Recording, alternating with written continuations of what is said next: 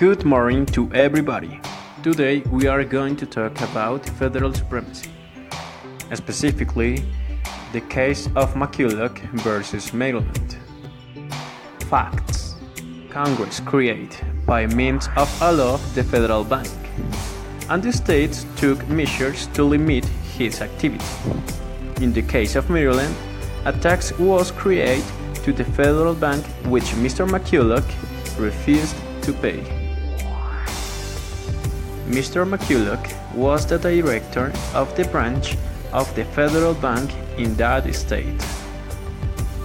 Disposition: the court reversed the decision to uphold the tax on the Bank of the United States and held that the tax was unconstitutional because the states had no power to burden the operations of the constitutional laws enacted by Congress.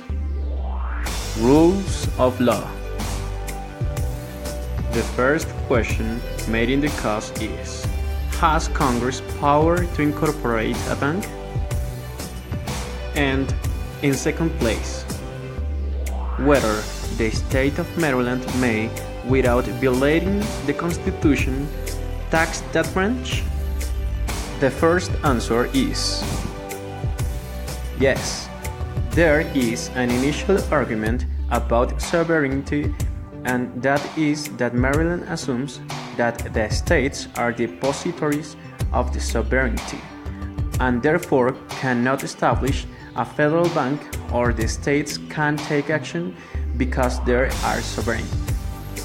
However, this does not. This is how the repository of sovereignty is the people and not the states.